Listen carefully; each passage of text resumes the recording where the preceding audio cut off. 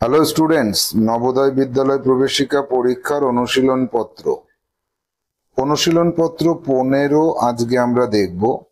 পরীক্ষা এসে গেছে, পরীক্ষার শেষ মুহূর্তে তোমরা অনুশীলন করছো যে এনভিএসটি 2026-এর প্রস্তুতি পর্ব চলছে তোমাদের।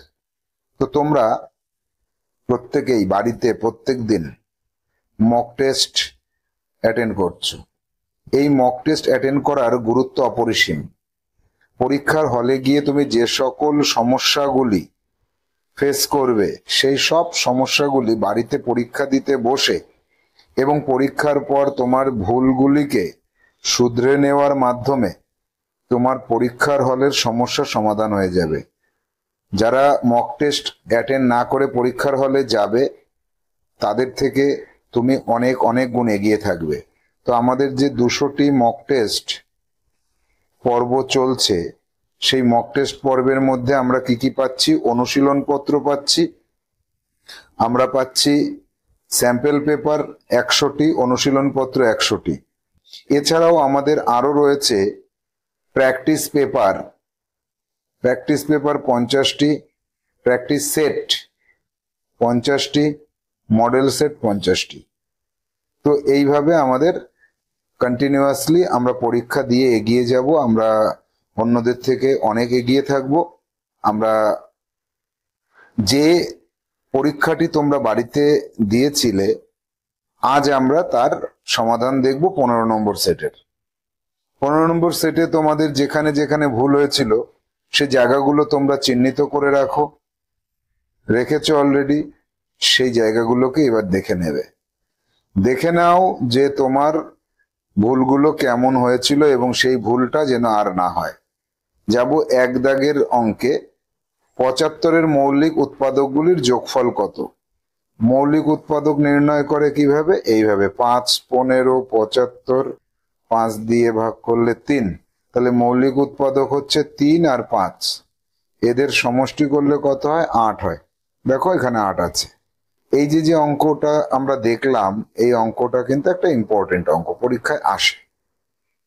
2 দাগের সমস্যা কি বলেছে? 2, 5, 0, 7 অঙ্কগুলিকে ব্যবহার করে 4 অঙ্কের বৃহত্তম সংখ্যাটি কত হবে?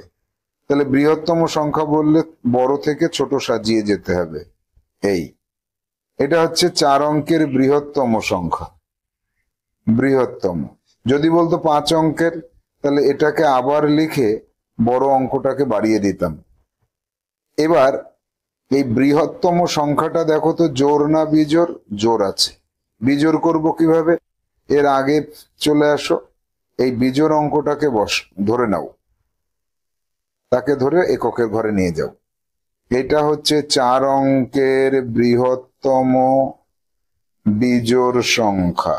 তোমরা আশা করি এই বিষয়ের উপর অঙ্ক বহু দেখেছো, পরীক্ষায় পারবে। যারা একেবারে নতুন আজকে, তারা জিনিসটা শিখে নাও। প্রথম যে বিজোড় অঙ্কটাকে পাবো তাকে ধরে নিয়ে এককের ঘরে বসিয়ে দেব, তাহলে আমার সমস্যার সমাধান হয়ে যাবে। যাব এবার 3 দাগে। আচ্ছা, 7520 উত্তর আমাদের এই অপশনে পেয়েছি। 3 দাগে কি আছে? 16, 24 এবং 40-এর লসাগু কত? এইগুলো কিন্তু আমি করে দেব না। 16, 24 আর 40, 16, 24 আর 40-এর লসাগু করার নিয়ম এইভাবে: 2 দিয়ে ভাগ করবে, 8 দুগুণে 16, 12 দুগুণে 24, 20 দুগুণে 40। আবার করবে। সিডব্লিউ তে নিজে করো, এগুলো তোমরা পারবে। বলছে হাজারের নিকটতম পূর্ণ সংখ্যায় প্রকাশ করো। 8999, একক, দশক, শতক, হাজার। এই হচ্ছে হাজার। এর পরের গুলো কি আছে? 999, যেটা 500 থেকে বড়। তাহলে এইগুলো শূন্য করে দেব আর 8-এর সাথে 1 যোগ করে দেব, 9000। তাহলে হাজারের ঘরের মানে নিকটতম হাজার হচ্ছে 9000। বলছে যে x-15 = 30 হলে x-15 যদি 30 হয়, তাহলে x = 30 মাইনাস এই পাশে এসে প্লাস হয়ে যাবে, = 45 হয়ে যাবে। 45 কোথায় আছে? এইখানে আছে। যাব পরবর্তী সমস্যা 6 দাগে, এর ঘনমূলের সাথে 5 গুণ করলে কত হয়? 13 31। এর ঘনমূলটা নিশ্চিত নবোদয় বই থেকে 6 পৃষ্ঠা থেকে 11 পৃষ্ঠা দেখো, মুখস্থ রাখার বিষয়, তার সঙ্গে বের করে 5 গুণ করে দাও, দেখো কত হয়। সিডব্লিউ তে করতে দিলাম এটা এক্ষুনি। 7 দাগ, দুটি সংখ্যার অনুপাত 3:2। আচ্ছা, যাদের নিশ্চিত নবোদয় বই নেই তারা কি করে করবে এই অঙ্কটা? তারা এই অঙ্কটা করতে গেলে একে উৎপাদকে বিশ্লেষণ করবে, উৎপাদকে বিশ্লেষণ করবে, তিনটে তিনটে করে একই সংখ্যা থাকলে একটাকে বাইরে বের করে নিয়ে আসবে। বড় সংখ্যাটি 56 হলে ছোট সংখ্যাটি কত? Very very important. এরকম অঙ্ক অনুশীলন পত্রে প্রচুর পাচ্ছ তোমরা। 3:8 যদি হয়, ছোট সংখ্যা 3x ধরে নাও আর বড় সংখ্যা 8x ধরে নাও। বড় সংখ্যাটি 56, তাহলে 8x equal to 56, x equal to 56 ভাগ 8, 7 8 56। ছোট সংখ্যাটা কত? 3x, 3 into 7, 3 7 21। তাহলে ছোট সংখ্যাটা কত হচ্ছে? 21 হচ্ছে। কি বোঝা যাচ্ছে তো? পারবে তো অঙ্ক আসলে পরীক্ষায়? 8 দাগে দেখো, একটি বোতলে 500 মিলিলিটার তেল আছে, এমন 6টি বোতলে কত মিলিলিটার আছে তেল? তাহলে কিলো, হেক্টো, ডেকা, লিটার, ডেসি, সেন্টি, মিলি। এই পদ্ধতি ছাড়া অন্য কোনো পদ্ধতিতে এই অঙ্ক করা যাবে না পরীক্ষার হলে, যদি ভুল ভ্রান্তি না করতে চাও। তাহলে কত আছে? 500। আমি দেখো বাম পাশের দিকে এগিয়ে আসি, ডান পাশের থেকে, ইন্টু 6। এই গুণ করলে এককের অঙ্ক এই মিলি দিয়ে শুরু হবে, যেখানে এটা শেষ সেখান থেকে এখানে শুরু হবে। 0 0 30। সবসময় ডান পাশ থেকে বাম পাশের দিকে এগোবে। তাহলে কত লিটার তেল আছে? তাহলে কিলো, হেক্টো, ডেকা, লিটার, এই যে লিটার, লিটারের নিচে দশমিক বসিয়ে দাও, তাহলে 3 লিটার। 3 লিটার হবে উত্তর। এই এরপরে 9 দাগে, একটি কাজ 10 জন শ্রমিক 18 দিনে সম্পন্ন করতে পারে, ওই কাজ 15 জন শ্রমিক কত দিনে করতে পারবে? এই অঙ্ক কিন্তু ভেরি ভেরি ইম্পর্টেন্ট। 10 জন শ্রমিক 18 দিনে করতে পারে, একজন করলে অনেক বেশি সময় লেগে যাবে, বেশি হলে গুণ। একজনের তুলনায় 15 জন করলে একজনের যতদিন সময় লেগেছিল তার তুলনায় 15 ভাগের 1 ভাগ সময় লাগবে। 3 5 15, 3 6 18, 5 2 10, তাহলে 12 দিন সময় লাগবে। তাহলে 15 জন কাজ করলে 12 দিনের মধ্যে তারা কাজটি কমপ্লিট করতে পারবে। যাব পরবর্তী সমস্যা 10 দাগে, 4 জনের প্রাপ্ত নম্বরের গড় 70।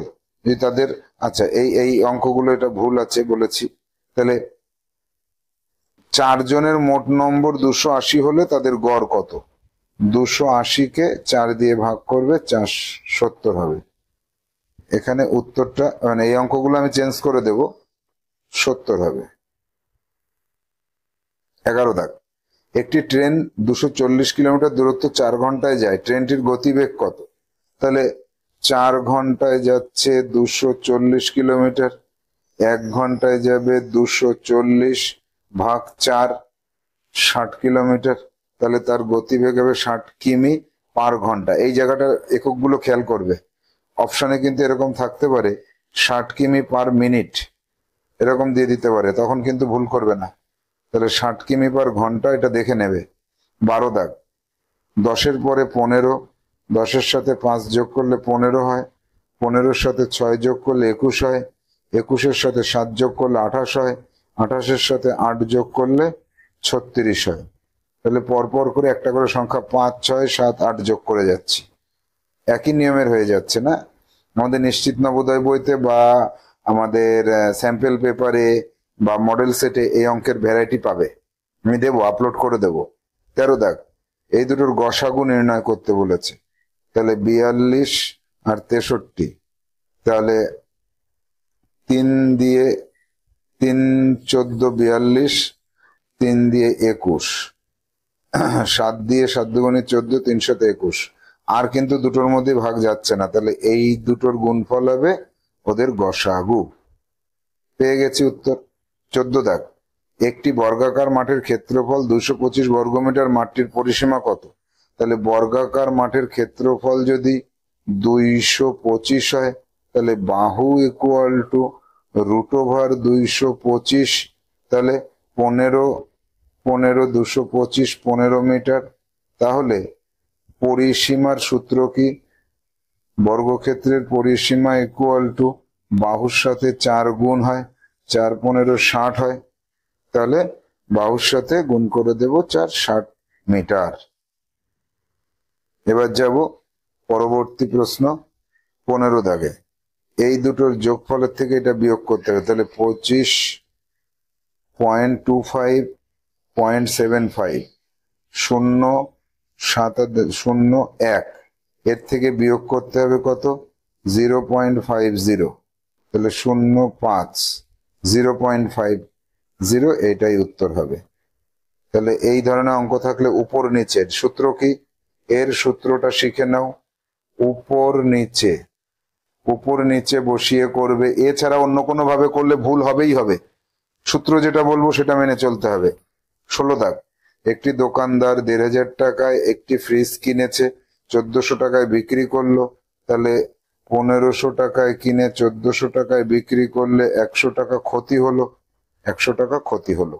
এত সহজ অঙ্ক আসবে না পরীক্ষায়। 17 দাগ, একটি পার্সে 5 টাকা ও 20 টাকার কিছু নোট আছে।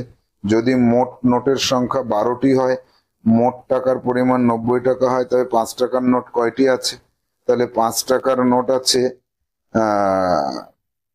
20 টাকার নোটটা ধরে নিলাম, 20 টাকার নোট আছে xটি, আর 5 টাকার নোট আছে কয়টি? x মাইনাস এই মোট 12টি নোট, তো তাহলে 12টির থেকে xটি বিয়োগ করে দাও। আচ্ছা, 20 টাকার নোট যদি xটি হয়, তার সাথে 20 টাকা গুণ করলে কত টাকা মোট সেটা বেরিয়ে যাবে। আর 12 মাইনাস এক্স, এতগুলো 5 টাকার মানে কত টাকা? 5 দিয়ে গুণ করলে হবে, তাহলে 20x প্লাস 5 12 60 মাইনাস 5x। এই যে টোটাল টাকাটা, এই টোটাল টাকার পরিমাণটা কত? এখানে 90 টাকা। এই এবার তাহলে কি করব? এবার 20 থেকে 5 গেলে 15x ইকুয়াল টু 90 মাইনাস 60, এই প্লাসটা মাইনাস হয়ে যাবে, তাহলে x ইকুয়াল টু 30 কে 15 দিয়ে ভাগ করে দাও 2, x ইকুয়াল টু 2। তাহলে 20 টাকার নোট আছে 2টি, আর 5 টাকার নোট আছে 12 থেকে 2 বিয়োগ করলে 10টি।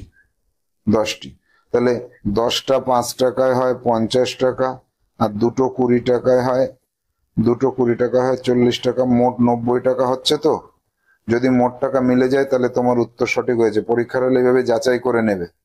এই অঙ্কটা কিন্তু এই যে টাইপটা দেখছো, ভেরি ভেরি ইম্পর্টেন্ট। পরীক্ষায় আসলে কারোর অসুবিধা হবে না, একদম ডেফিনেটলি কারোর কোনো অসুবিধা হবার কথা নয়।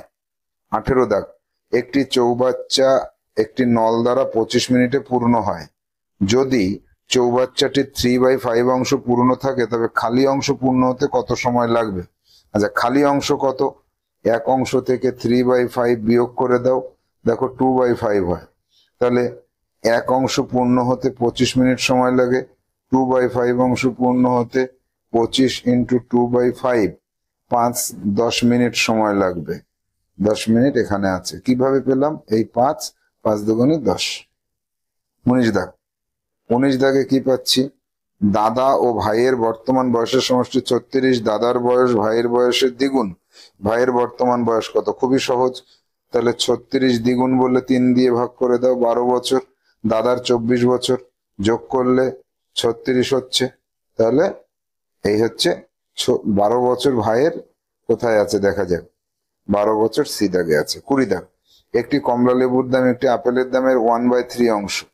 তাহলে কমলা লেবু, অরেঞ্জ বা কমলা লেবু আর আপেলের দামের 1/3 অংশ। আপেলের দাম 21 টাকা, কমলা লেবুর দাম 1/3 7 টাকা। আর এটা 21 টাকা। দুটো কমলা লেবু, একটি আপেল, দুটো কমলা লেবু হচ্ছে এই, একটা আপেল হচ্ছে এই, 14 + 21 তাহলে 5, 35 টাকা। মোট দাম কত বেরিয়ে গেল? দেখো আমাদের এই অনুশীলন পত্রের অঙ্কগুলো কিন্তু প্রায় একই ধরনের চলছে, পরে চেঞ্জ হয়ে যাবে। একটা অনুচ্ছেদ পাঠ করব। বাংলা অনুচ্ছেদ পাঠের নিয়ম কি? পরীক্ষার হলে, একদম পরীক্ষার, মনে করো এখনই পরীক্ষার হলে বসে আছো, কি করবে? অঙ্ক শেষ হয়ে যাওয়ার পরে চোখটা বন্ধ করো, হাতের তালু দিয়ে চোখটা ঢেকে রাখো, হালকা করে জোরে শ্বাস নাও, একবার ছেড়ে দাও, 2বার শ্বাস নাও, ধীরে ধীরে ছেড়ে দাও, 3বার শ্বাস নাও, ধরে রাখো, ধীরে ধীরে ছাড়ো। এবার আস্তে আস্তে চোখটা খোলো, খুলে এবার গল্পটা পড়বে। ধীরে ধীরে পড়তে হবে, গল্প কখনো তাড়াতাড়ি পড়া যাবে না। আমাদের গ্রামের এক প্রান্তে শিল্পী বাস করতেন, যিনি খুব সুন্দর হস্তশিল্প তৈরি করতেন। তাহলে একজন শিল্পী যিনি কোনো জিনিস তৈরি করেন তাকে শিল্পী বলে। তিনি হস্তশিল্প তৈরি করতে পারেন, মানে হাতে বানানো জিনিস তিনি তৈরি করতে পারেন। তার হাতের ছোঁয়ায় মাটি, কাঠ আর বাঁশ যেন প্রাণ পেত। অর্থাৎ প্রাণ বলতে মনে হতো যেন এগুলোর মধ্যে প্রাণ আছে, এরা মনে হয় মানে নিজেরাই নড়াচড়া করতে পারে, নিজেরাই বোধহয় নিজেদের সাজিয়ে তুলতে পারে। তার অর্থ হচ্ছে তিনি খুব সুন্দর বানাতে পারতেন মাটি দিয়ে, কাঠ দিয়ে, বাঁশ দিয়ে জিনিসপত্র। আমি প্রায়ই তার ওয়ার্কশপে যেতাম। ওয়ার্কশপ মানে যেখানে তিনি বানাতেন এই জিনিসগুলো, আর মুগ্ধ হয়ে তার কাজ দেখতাম। মুগ্ধ হয়ে মানে অবাক হয়ে, দারুণ লাগতো। তিনি মাটির পুতুল, কাঠের খেলনা আর বাঁশের ঝুড়ি বানাতেন, এই জিনিসগুলো বানাতেন। এইগুলো প্রাণ পেত মানে এগুলো খুব সুন্দর হতো তার বানানো। এখানে প্রাণ, প্রাণ পাওয়া মানে খুবই সুন্দর তৈরি করা। প্রতিটি জিনিস ছিল এতটাই নিখুঁত আর সুন্দর যে চোখ ফেরানো যেত না। নিখুঁত আর সুন্দর, নিখুঁত মানে খুবই, মানে কোনো জায়গায় কোনো মানে ভুল ধরতে পারবে না তুমি। সুন্দর মানে দেখলে ভালো লাগবে, চোখ ফেরানো যাবে না, মানে চোখ ওখানে আটকে যাবে। শিল্পী তার কাজে খুব ধৈর্যশীল ছিলেন। ধৈর্যশীল মানে কাজটা খুব সময় ধরে ধরে ধরে ধরে, অল্প সময় ধরে ধরে এইভাবে সুন্দর করে করে করে করে সাজানো, একে বলা হয় কাজে ধৈর্যশীল। ধরো এই জিনিসটা তুমি করলে এটা হবে না, কোন একটা জিনিস এরকম ধরবে, মনে করো এটাকে আঁকবে, এরকম যতক্ষণ না পর্যন্ত জিনিসটা শেপ আসছে ততক্ষণ পর্যন্ত তুমি এরকম আঁকতে থাকো। দেখো কোনো একটা সময় গিয়ে এটা দেখতে দারুণ সুন্দর হয়ে যাবে। দেখেছ? এবার শিল্পী মানুষরা আরো ভালো পারে। এইভাবে অনেকক্ষণ ধরে কাজ করলে তাকে বলা হয় ধৈর্যশীল। প্রতিটি ধাপে তিনি তার ভালোবাসা ঢেলে দিতেন। অবশ্যই কাজের সময় যদি মানে ভালোবেসে কাজ করা যায় তবেই তো জিনিসটা সুন্দর হয়। গ্রামের মেলায় তার জিনিসপত্রগুলো খুব দ্রুত বিক্রি হয়ে যেত। গ্রামে মেলা হতো, তারগুলো খুব তাড়াতাড়ি বিক্রি হতো, সবাই এসে তারটাই খুঁজতো। শহরের মানুষেরাও তার হাতের কাজ খুব পছন্দ করত। হস্তশিল্প শুধু একটি পেশা নয়, এটি আমাদের সংস্কৃতি আর ঐতিহ্যের এক অবিচ্ছেদ্য অংশ। যারা হস্তশিল্পী মানুষ তারা হস্তশিল্প তৈরি করছে এবং তাদের সংসার চলছে, তাহলে এটা একটা পেশা। শুধু তাই নয়, এর সাথে আমাদের দেশের সংস্কৃতি ও ঐতিহ্য অবিচ্ছেদ্য অংশ। এটা সংস্কৃতি মানে এই দেশের মানে আচার আচরণ, ব্যবহার কেমন, এবং ঐতিহ্য মানে সুনাম, এগুলো সব এই হস্তশিল্পের সাথে যুক্ত আছে। অবিচ্ছেদ্য মানে ছেদ করা যায় না। এই জিনিসটা আর এই জিনিসটা আলাদা। এবার এর গায়ে এটা আছে, এটাকে আর আলাদা করতে পারছো না, তখন অবিচ্ছেদ্য। তুমি যত চেষ্টা করো এই দুটোকে আলাদা করতে পারবে না, তাকে বলা হবে অবিচ্ছেদ্য। এটি শিল্পীর মনের ভাবনাকে প্রকাশ করার এক মাধ্যম। শিল্পীর মনে কি আছে সেটা এই হস্তশিল্পের মাধ্যমে তিনি প্রকাশ করেন। তার মনের মধ্যে জিনিসটা আছে বলেই তিনি প্রকাশ করেন। এরকম একটা বাঁশের মধ্যে তিনি এখানে একটা ছবি আঁকলেন, এখানে একটা ছবি আঁকলেন, এখানে একটু ডিজাইন করলেন, এগুলো তার মনের মধ্যেই ছিল, তাকে প্রকাশ করলেন তিনি। হাতের ছোঁয়ায় তৈরি এই জিনিসগুলো সত্যি অমূল্য। অমূল্য মানে কি? অমূল্য, মূল্য মানে খুব দাম, আর অমূল্য মানে দাম নেই, কিন্তু তা নয়। বাংলা ভাষায় এটার মানে হচ্ছে ভীষণ দামি, তাকে অমূল্য বলা হয়। 21 দেখ, নিখুঁত, এটা কোন পদ? কোথায় আছে নিখুঁত? দেখো, তার কাজ ছিল নিখুঁত আর সুন্দর। নিখুঁত, নিখুঁত কাজ, এই কাজটা কেমন? নিখুঁত। বিশেষণ, কেমন দিয়ে প্রশ্ন করলে বিশেষণ পাওয়া যায়, তাহলে এটা বিশেষণ হবে। যেত, ক্রিয়াপদটির কাল, যেত আগে, অতীতকালে, তাহলে এটা অতীতকাল হয়ে যাবে। যায় বর্তমান, যাবে ভবিষ্যৎ। যায় বর্তমান আর যাবে এটা ভবিষ্যৎ হবে। এরপরে আসবো, গল্পের শিল্পী কি দিয়ে হস্তশিল্প তৈরি করতেন? লোহা আর পাথর দিয়ে না, মাটি, কাঠ আর বাঁশ দিয়ে, প্লাস্টিক ও কাগজ দিয়ে, কাঁচ ও ধাতু দিয়ে। এই তিনটে হবে না আমরা বুঝতে পারছি, তারপরেও কিন্তু পরীক্ষার হলে গিয়ে তোমাকে এই কাজটাই করতে হবে, আবার খুঁজে বের করতে হবে কোথায় আছে এটা। এই দেখো, এই দিয়ে তিনি বানাতেন।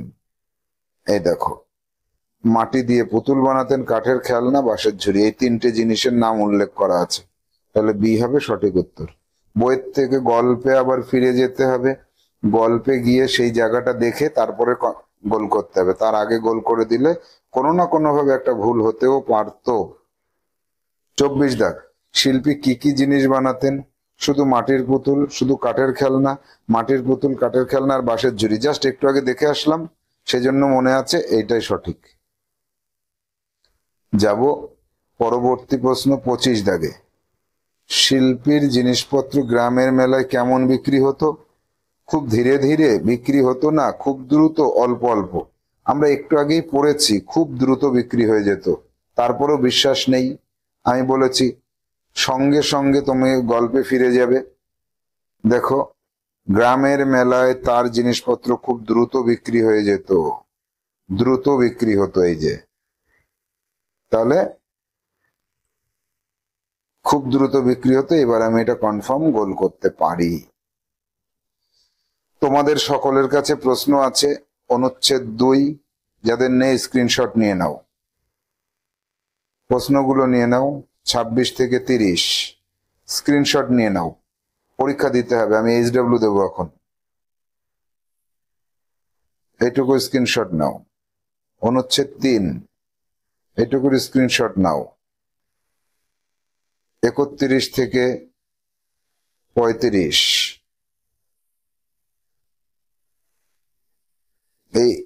এইটুকু নিয়ে নাও, পরে আবার পরের পৃষ্ঠাতে আছে সেটুকু নেবে।